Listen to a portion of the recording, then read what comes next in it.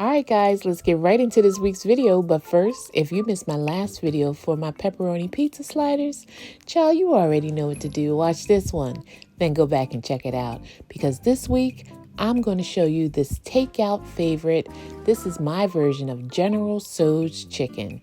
It is so good, so easy, so delicious. You see what I'm doing here with all these Tso's? So you just need to stay tuned for this video. Let's get down to the countdown.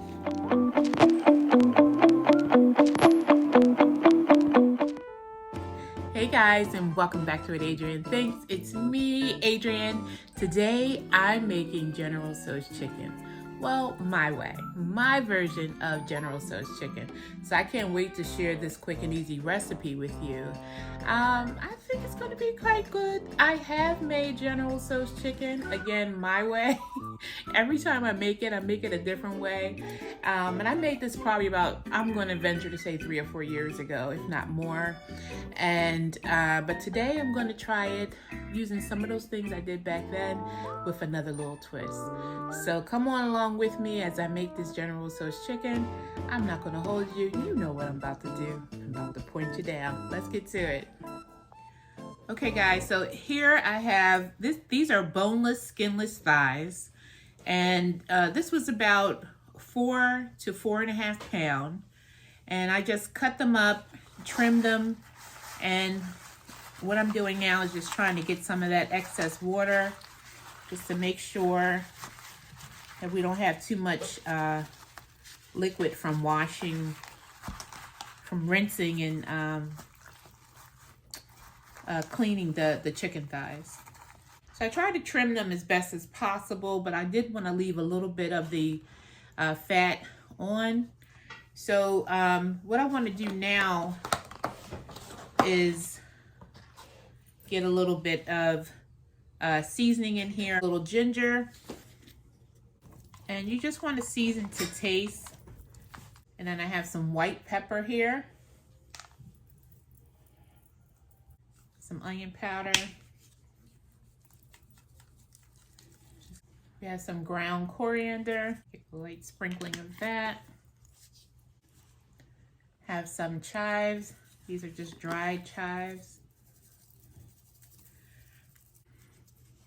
And we have a little Mrs. Dash, a little no salt seasoning going on. A little bit of salt. And I'm going to need some egg to go in here.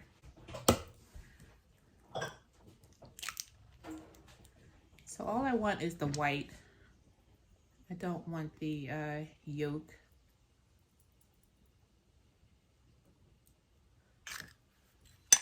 Thanks, egg.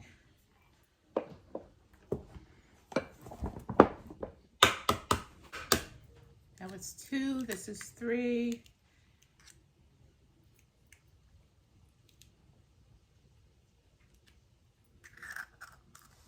Okay, so I'm gonna get some gloves and then we're gonna mix all this up. Be right back.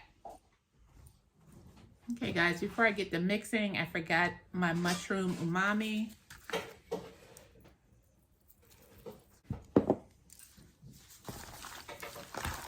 I'm gonna mix all that up. And now I'm going to add some potato starch and flour. The egg white is going to help the flour and cornstarch stick, and that's going to give us that great crust that we're looking for. That'll be 2 cups of flour. This is the potato starch I'm using. And if you can't find potato starch, you can always use cornstarch. I'm going in with a cup and 2 cups of potato starch. I'm going to add just a little more salt since we have all this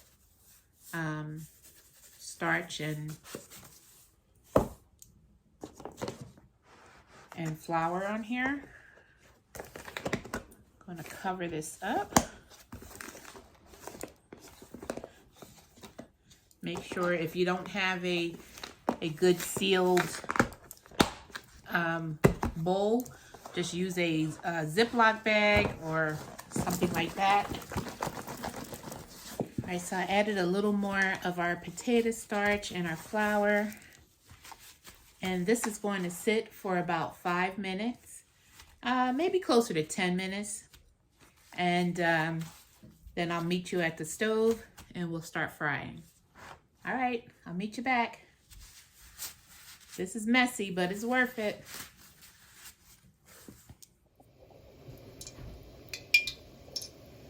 Okay guys, I'm over here at the stove. I just dropped one in to see if our oil was ready. It looks like it is. Now I'm going to drop some pieces in.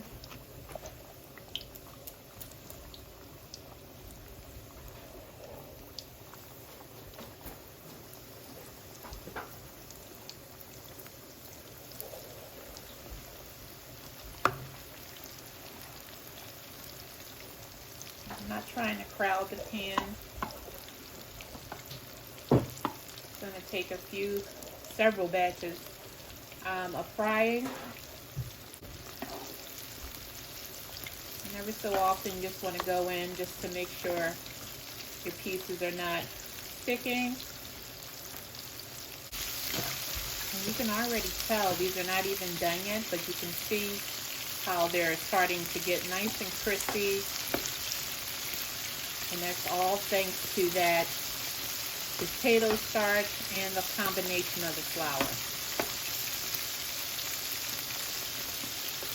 All right, so I'm going to let these fry and I'll be back. All right, so this is our first batch.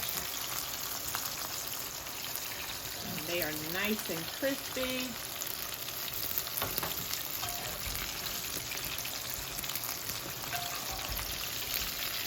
And have them draining on a piece of paper towel. As soon as I get all of these out of here, I'm going to add another batch and I'm going to keep going.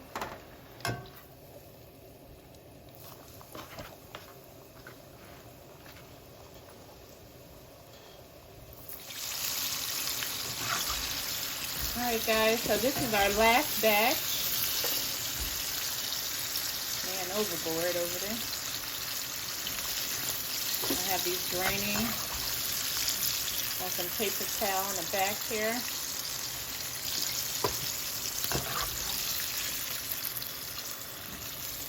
And remember, as you're pulling them out, to just hit with a little light sprinkling of salt. Not too much. All right, so I have some olive oil down, and I'm going to add just a little bit of sesame oil. Just about that much so far. Sesame oil is really strong, so we want to just be a little careful on our seasonings there with the sesame oil. So we have some peppers going in.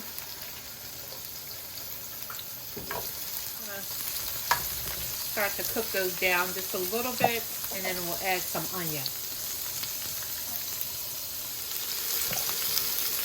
Alright guys, I started to put some onion in. These are just 2 medium-sized onions.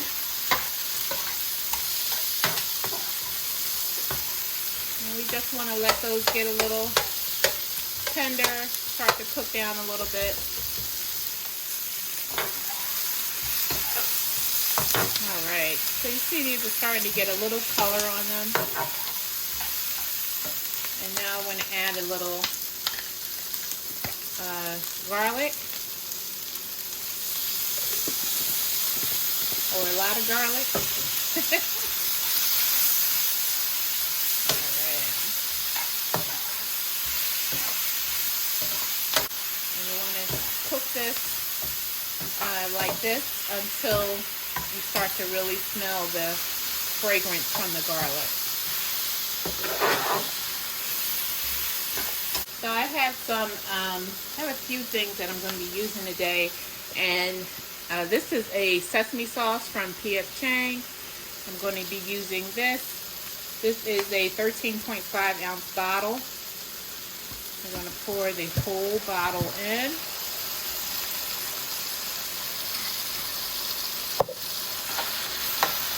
Just stir that. Turning our fire down to like a medium low. I have some sweet chili sauce.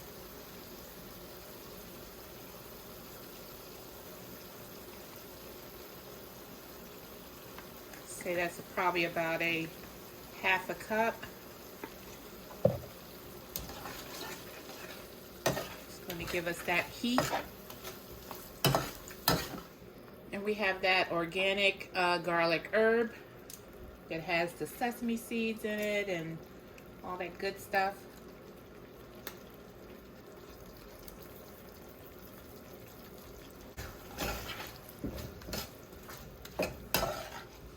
Going to let that simmer for a few minutes. I'm going to go in with a little white wine vinegar. If you have some Shaoxing, if I'm saying that right, Shaoxing wine, you can use that. Or rice wine vinegar, you can use that as well. And you want to come give it a taste for me? Sure. Yes, me. I'm going to drop a piece of chicken in just so you can taste it. All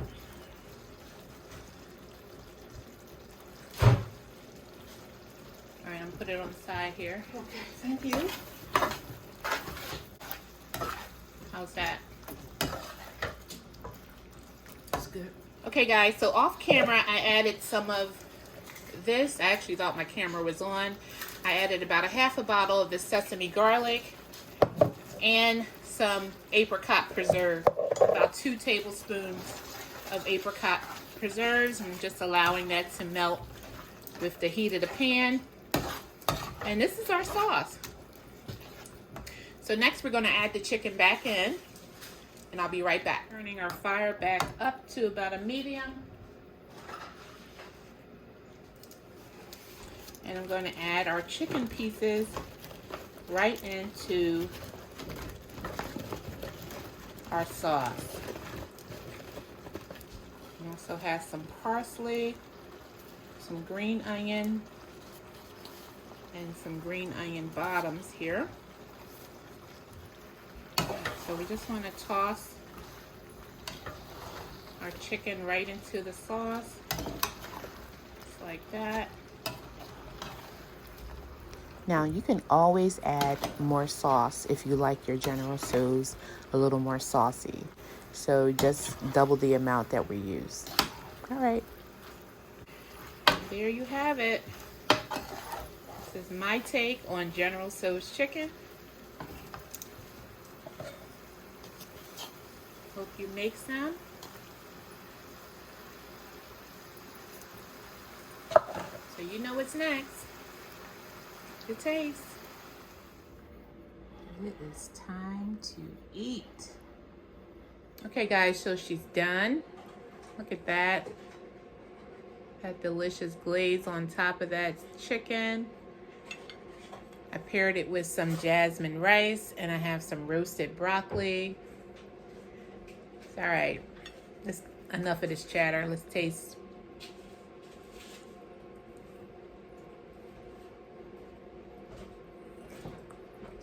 That is so good. That is so good. Then you want to taste? Mm-hmm. What I think she was going to say. I ain't saying no food. Yeah. It's very good. Mmm. Mmm. Chicken is crispy. Mm-hmm. Crispy chicken. The sauce is good. Mm-hmm. The right amount of sauce is not drowning in it. Yeah, I hate that. It's very good. I love General Tso's chicken, but I hate that they coat it in so much sauce. It's like, that's the turn off for me. Yeah. And I always tell them, very, very light sauce. Doesn't matter. You might as well just say drown it. This is a great alternative to going to your favorite Asian spot to get your General Tso's chicken. Try making your own. Guys, if you're not a subscriber, hit that subscribe button, hit that like button. Tell your family, your friends, your aunties, your uncle and them. Tell them what I'm doing in this kitchen, y'all, and what Adrianne thinks. Guys, it's time to eat. Gotta feed this hungry family. And until next time, General Tso's chicken, my way.